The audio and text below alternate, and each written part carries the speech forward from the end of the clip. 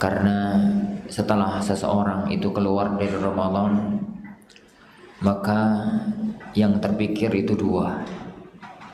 Yang pertama, ibadah dia selama Ramadan diterima apa tidak. Karena semua perjuangan Ramadan itu adalah perjuangan. Hasilnya adalah Allah menerimanya sebagai satu amal kebajikan ataukah tidak. Makanya salah satu di antara sunnahnya para sahabat, tatkala mereka selesai menjalankan ibadah-ibadah agung Ramadan dan selesai menjalankan sholat Idul Fitr, maka mereka saling mendoakan, taqabbalallahu minna wa minkum. Itu datang dari para sahabat. Tidak harus dengan lafaz semacam itu, tidak harus dengan kata-kata semacam itu, tapi yang penting adalah saling mendoakan agar kita selama Ramadan ibadahnya diterima oleh Allah Subhanahu wa ta'ala. Dan itu yang utama. Yang kedua yang perlu dipikir setelah orang itu keluar dari Ramadan adalah apa hasil dari ibadah kita selama Ramadan. Apa hasil dari ibadah kita selama Ramadan? Karena sudah sering anak ulang-ulang di majelis ini bahwa tidak ada ibadah dalam Islam itu yang hanya berupa ritual. Dalam artian hanya berupa satu rangkaian ibadah tanpa makna. Tapi ibadah dalam agama kita adalah ritual dan makna yang terkandung padanya. Lihat, tatkala Allah Subhanahu wa ta'ala bicara tentang sholat, perintah untuk menegakkan sholat itu dari dua sisi. Sisi yang pertama, sisi ritualnya, sisi gerakan, sisi bacaan, sisi zahirnya. Yang itulah yang kita pelajari dalam fikih-fikih ibadah. Itu yang kita pelajari dalam fikih-fikih ibadah. Yang namanya sholat itu adalah aqwalun wa af'al, muftatahah bit takbir, mukhtatamah bit taslim ma'an niyah. Yang namanya sholat itu adalah ucapan khusus, perbuatan khusus yang dimulai dengan takbiratul ihram, diakhiri dengan salam, dengan niat untuk beribadah kepada Allah Subhanahu wa ta'ala. Itu ritualnya sholat, dan itu bagian utama. Tapi harus dipahami bahwasanya sholat yang diinginkan oleh Allah Subhanahu wa ta'ala bukan hanya itu. Sholat yang diinginkan oleh Allah Subhanahu wa ta'ala bukan hanya itu tok. Itu iya, tapi ada sisi yang lain, yaitu makna, roh, dan kandungan sholat. Dan itu yang terdapat dalam ayat-ayat maupun hadis-hadis kalau berbicara tentang apa sebenarnya yang dituju oleh Allah Subhanahu wa ta'ala dengan perintah sholat. Perhatikan misalkan firman Allah Subhanahu wa ta'ala, wa aqimis sholah innas sholata tanha anil fahsya'i wal munkar. Dirikanlah sholat, karena sholat itu mencegah pelakunya dari perbuatan keji, perbuatan mungkar. Jadi ritual sholat, iya, itu bentuk luarnya, tapi makna dan kandungan yang terdapat padanya adalah sholat itu mencegah seorang hamba dari perbuatan keji, dari perbuatan mungkar. Seakan-akan Allah ingin menyampaikan kepada kita, orang yang bangun tidur menghadap kepada Sang Pencipta, setelah itu aktivitas kerja, saat dia selesai aktivitas karena capek, karena lapar, dia menghadap kepada Sang Pencipta. Saat sore hari selesai kerja, dia menghadap kepada Allah Subhanahu wa ta'ala. Jelang malam hari mau tidur istirahat, dia itu menghadap kepada Allah Subhanahu wa ta'ala. Orang yang 5 kali dalam sehari semalam itu menghadap kepada Allah, apa yo pantas isih maksiat kepada Allah? Apa yo pantas orang yang tiap hari 5 kali menghadap kepada Allah Subhanahu wa taala, kemudian dia juga maksiat kepada zat yang 5 kali dia menghadap kepadanya? Seakan-akan di situ makna yang Allah inginkan dalam ibadah sholat. Makanya Rabbuna Jalla wa'ala tatkala berbicara tentang karakter dasar manusia, yang memang sifat dasar manusia itu ono ini banyak elee timbang apii. Karakter dasar manusia itu banyak jeleknya daripada bagusnya. Tatkala Allah Subhanahu wa taala bicara tentang manusia, Rabbuna Jalla wa ala mengatakan bahwa manusia itu khuliqa halu'a, tercipta dalam kondisi yang penuh keluh kesah. Gambarannya halu'a itu idza massahu syarru jazua. Nek tertimpa sesuatu yang jelek, sakit, ekonominya macet atau apalah yang jelek, maka dia itu jazua, macam menungso itu rata-rata manuk. Manuk ini kebetulan burung loh ya. Ini manuk burung itu ngresik. Jadi manua itu pelit, nggak mau berbagi kepada yang lain. Itu karakter dasar manusia. Tapi Allah Subhanahu wa taala melanjutkan, illal musalli, kecuali wong sing salat. Wong sing salat tuh gak koyok ngono, tenan to iki. Apa benar yang semacam itu? Iya, kalau salatnya itu ritual dan ruh. Enggak, nek salatnya itu cuma ritual tanpa ruh. Allah tegas-tegas mengatakan bahwasanya orang salat itu berarti nek wong sing salat itu berarti enggak mudah ceklek, enggak mudah putus asa, enggak pelit.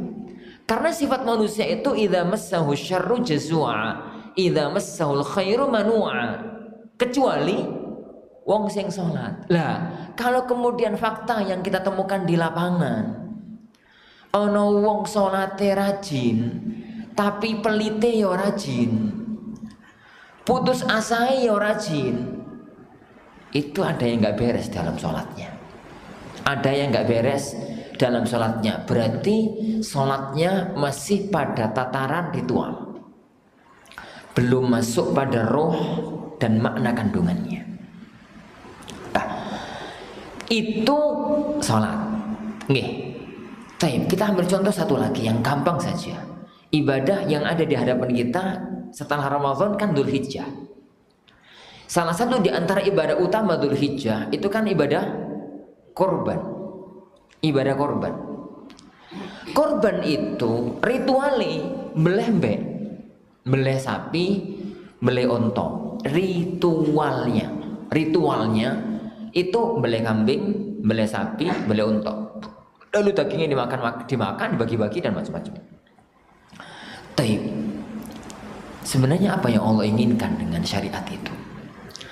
Kenapa kok ada satu syariat yang dipikir-pikir gitu, yuk rada aneh. Coba gambarkan fikih tentang korban. Ada korban kambing, beratnya 60 kilo. Gemuk tau? Gemuk. Iya, gemuk. Beratnya 60 kilo. Berat hidup 60 kilo itu gemuk ya? Wis gemuk lah, anggaplah gemuk. Beratnya 60 kilo. Kambing itu beratnya 60 kilo berarti gemuk. Terus penampilannya nggak ganteng, nyembung mbek ganteng tapi pokoknya ganteng lah, mbek itu ganteng. Terus umurnya pas, dalam artian nggak cempe, nggak tua, terus nggak cacat, ganteng gitu, terus nggak cempe, nggak tua, terus nggak cacat. Itu yang pertama, si A yang korban dengan itu. Yang kedua, B itu punya kambing beratnya 60 kilo juga. Berarti gemuk. Tapi rupanya elek. Rupanya elek, orang ganteng. Rupanya itu elek. Terus pincang. Secara fikih ya akhwan, apa hukum keduanya tatkala berkorban? Yang pertama sah dan sempurna. Maksudnya itu yang diperintahkan Rasulullah. Cari ya kambing yang gemuk, yang gagah, yang ganteng, yang tanpa cacat. Itu kan kalau korban. Yang kedua, yang B tadi, korbannya nggak sah, nggak dianggap sebagai korban, nggak sah.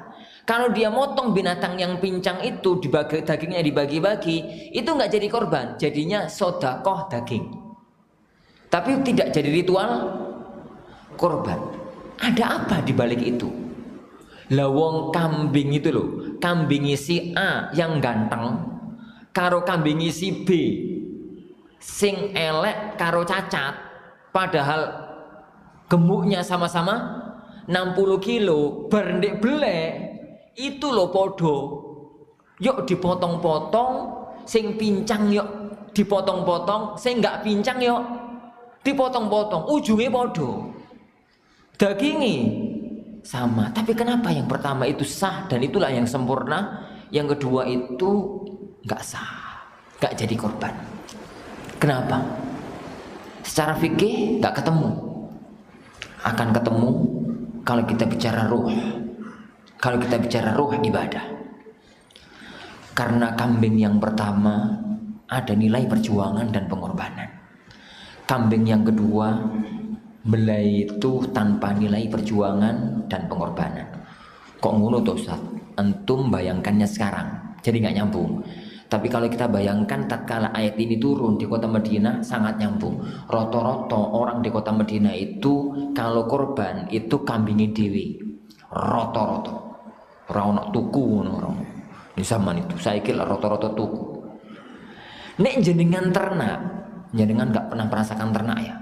Nek jenengan ternak, duwe kambing, nggak ganteng, lemu, ganteng, nyenengno, terus mangane ora pati akeh, terus ngalahan kamu kambing liyane itu sewenang pokoknya nyenengno mbek itu. Nek pas dia iso nghibur, gitu itu para ikhwah. Arepe mbeleh itu masya Allah rasane abot gitu, ditangisi mbeleh itu. Rasane abot. Tapi kambing yang kedua, wis kambingnya lemu tapi welek no bakal. Jadi ngono cacat pisan.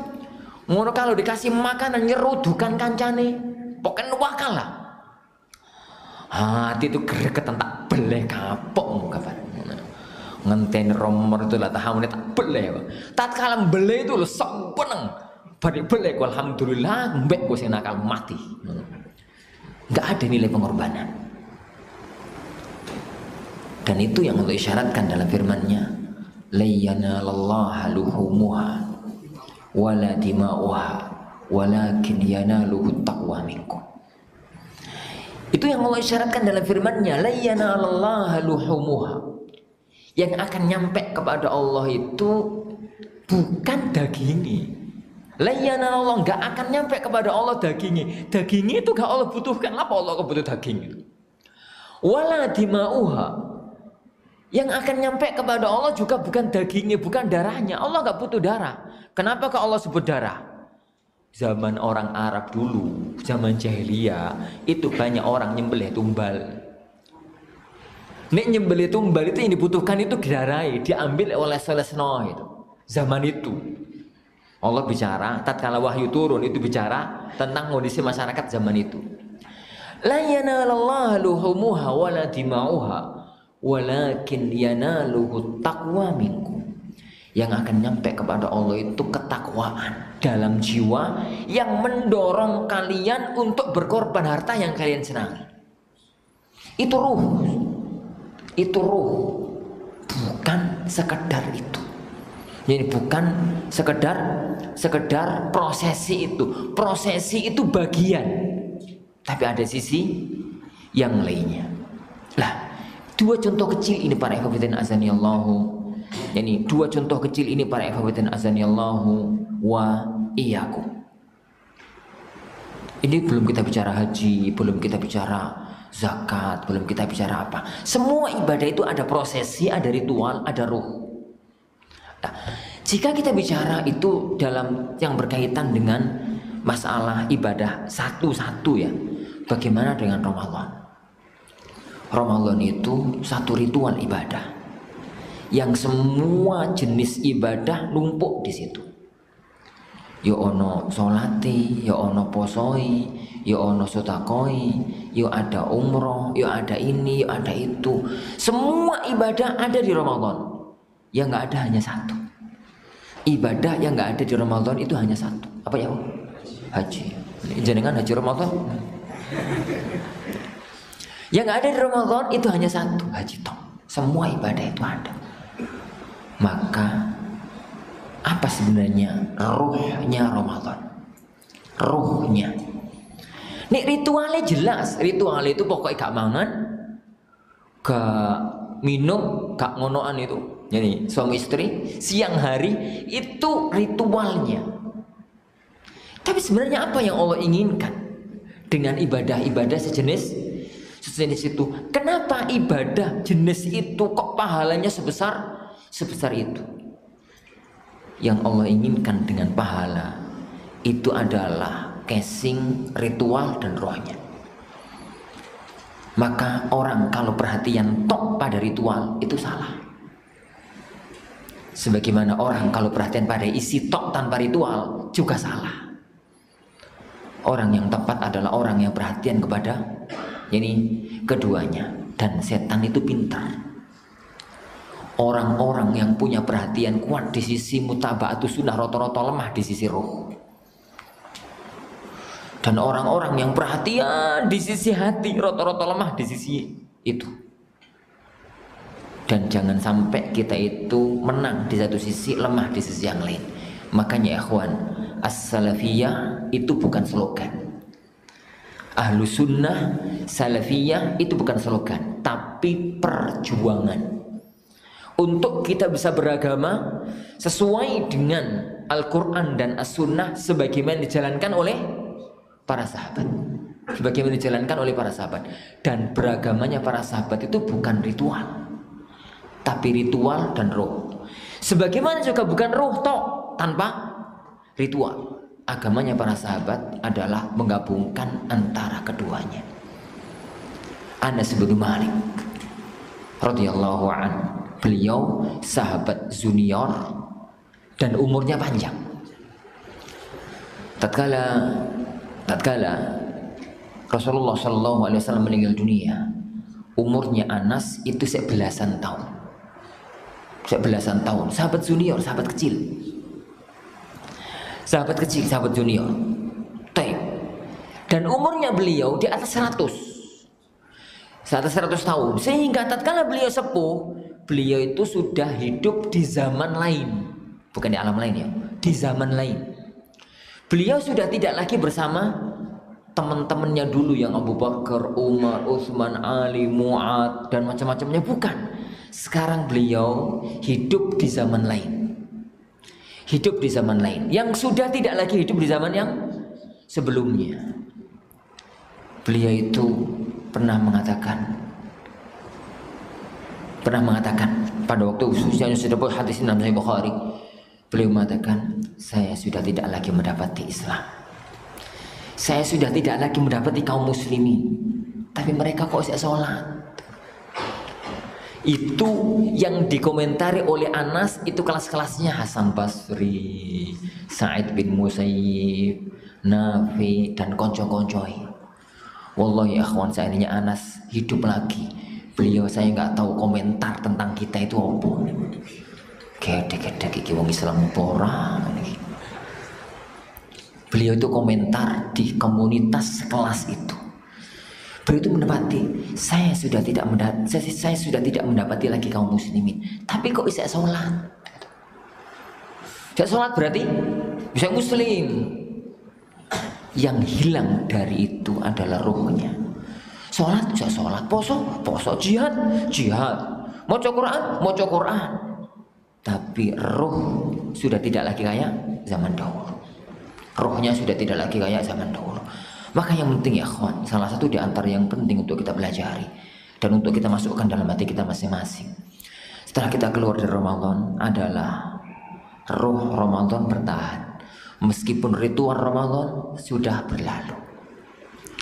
Roh Ramadan itu bertahan meskipun ritual Ramadan telah berlalu. Alangkah buruknya seorang hamba yang Ramadan berlalulah juga rohnya Ramadan. Poso itu gak kenal poso kecuali Ramadan. Gak pernah poso kecuali Ramadan berikutnya. Dan itu sesuai dengan kemampuan kita masing-masing. Gak kenal baca Quran kecuali Ramadan berikutnya. Gak kenal makna-makna ibadah agung kecuali Ramadan berikutnya. Maka itu sisi yang kedua dari ibadah Ramadan. Sisi yang kedua ya kawan dari ibadah Ramadan. Bahwa sisi yang kedua dari ibadah Ramadan itu adalah efek. Setelah kita jadi berusaha agar Ramadan kita diterima oleh Allah Subhanahu wa taala, maka sisi yang kedua yang perlu kita cermati adalah efek dari ibadah Ramadan. Dan yang jenenge efek itu ketahuannya setelah selesai terapi. Nek jenengan itu kapendut ngono ya. Kepengin langsing. Kapendut ngono kepengin langsing. Setelah gendut gitu kepengin langsing terapi. Katanya dokter sing tukang terapi itu, Pak, obat ini dikonsumsi dalam jangka waktu 2 bulan berturut-turut. Gini terapinya gini hasilnya nanti begini. Tapi ketahuan hasil dan tidaknya kapan? Pasca 2 bulan. Nek pasca 2 bulan itu bener-bener langsing, sehat, ngono ya. Enggak kalangsing tok tapi lemos, langsing, sehat dan macam-macam. Terapi ini berhasil. Ternyata bar Ramadan tetap gendut. Jadi bar terapi tetap gendut atau langsing tapi lemes gitu. Berarti terapinya gagal. Ada yang salah. Ramadan adalah terapi kehidupan, terapi Islam, terapi ibadah. Berhasil dan tidaknya adalah ketahuan setelahnya. Kata para ulama kita, kebaikan itu akan melahirkan kebaikan, sebagaimana keburukan akan melahirkan keburukan. Ana tidak mengatakan ya akhwan, ibadahlah kayak di luar Ramadan, kayak Ramadan. Itu mustahil, aku pun raiso.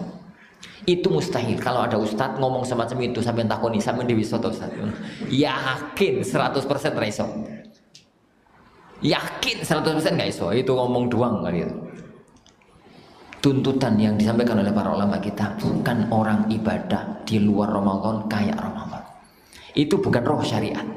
Allah sengaja menjadikan Ramadan itu cuma 1 bulan, tidak menjadikan 12 bulan. Itu disengaja agar yang 1 bulan itu greget puncak, 11 bulan itu hari-hari biasa. Kenapa? Kalau seandainya Ramadan Allah jadikan 12 bulan semuanya Ramadan itu nggak punya rasa. Kenapa? Justru kayak biasanya sholat 5 waktu menunggu. Kenapa kata orang-orang Arab dalam peribahasa Arab mereka mengatakan kathratul misas yumitul ihsas. Sering sentuhan matikan rasa. Sering sentuhan itu matikan rasa. Maksudnya apa? Jenengan misalkan kamu pengen mangan sing opo enak pokoknya, opo mangan sing enak itu. Mbah aku rapat ngerti makan sing enak poso kok padha wae. Makanan sing opo enak pokoknya. Wis opo pengen. Kau pengen pol, Masya Allah. Terus dijanjikan sama temen makan itu adanya di Singapura, tinggalkan itu. Saya sekarang di Singapura akhim mau makan itu, yuk bawakan, Masya Allah. Iku tawil puni kapan datang, soponan. Arbe datang ku soponan.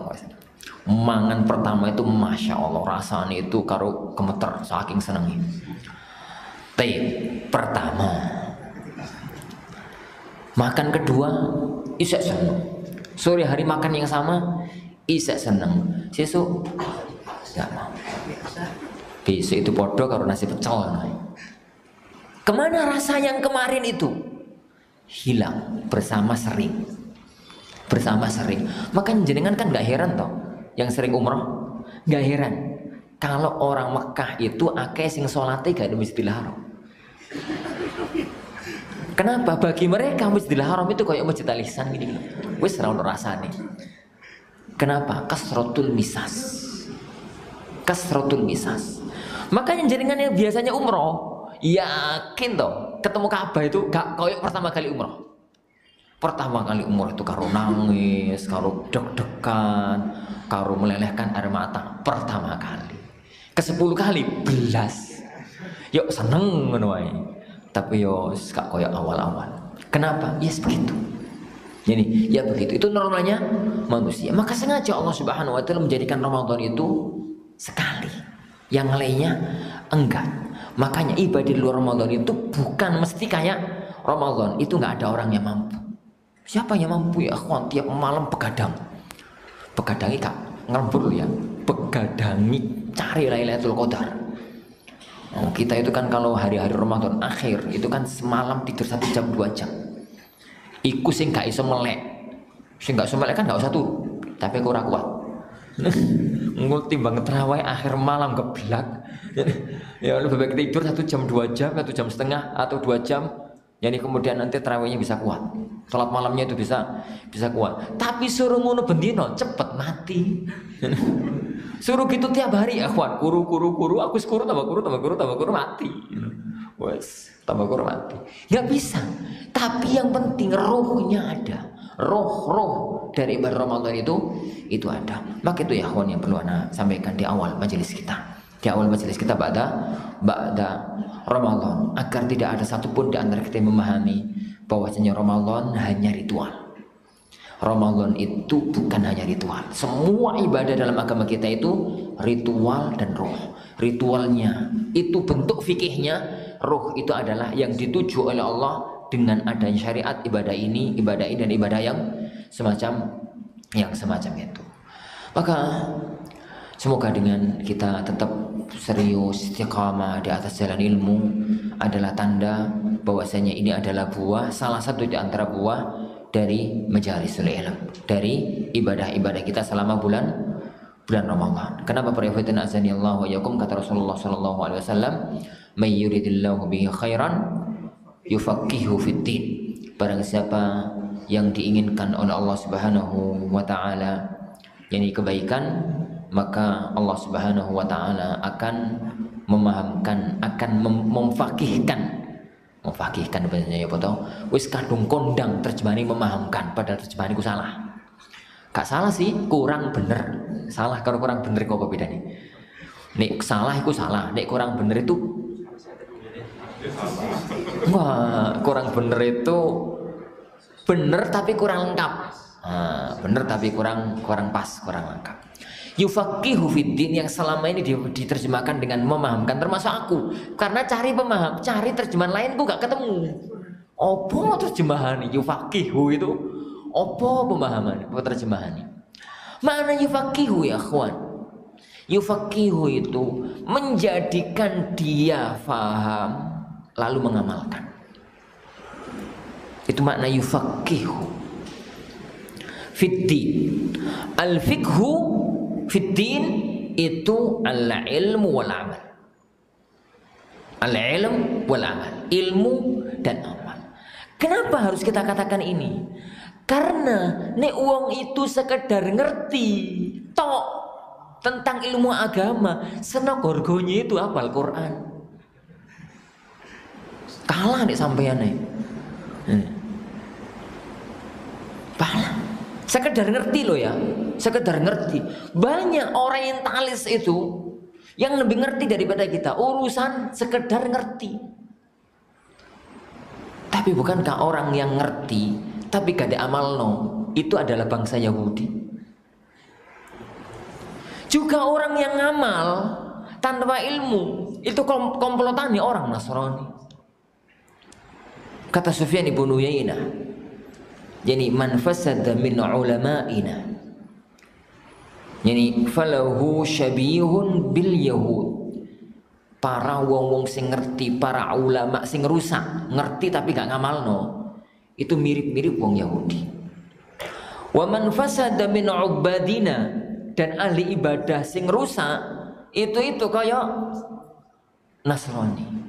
Maka gak mungkin yang Allah puji dalam hadis tadi itu sekedar paham. Bukan itu maksudnya. Al-fiqhu fid din itu adalah al-ilmu wal amal. Al-ilm wal amal. Lah, ilmu itu jalarane amal. Amal itu sumbernya ilmu. Kalau kemudian orang itu punya ilmu, punya jalaran gak untuk melakukan, lho terus apa fungsinya? Ngerti tuh, aku duwe kunci mobil, rasa nyetir.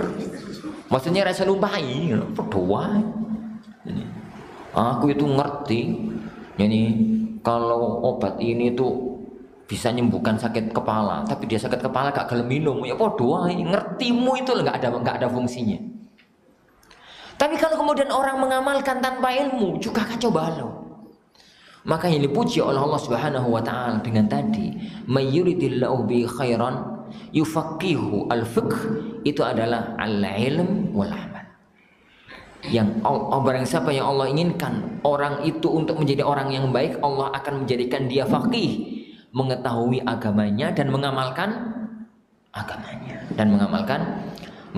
agamanya. Wallahu a'lam bishawab. Mudah-mudahan jalaran ini benar-benar sebagai wasilah, jadi untuk menjalankan ilmu yang kita, karena tujuan kita belajar adalah raf'ul jahl an nafsi wal amalu bihi summa an ghairi. Jadi menghilangkan kebodohan dari diri kita sendiri, kemudian kita mengamalkannya, kemudian kita berusaha untuk menghilangkan kebodohan dari sesama kita. Wallahu a'lam.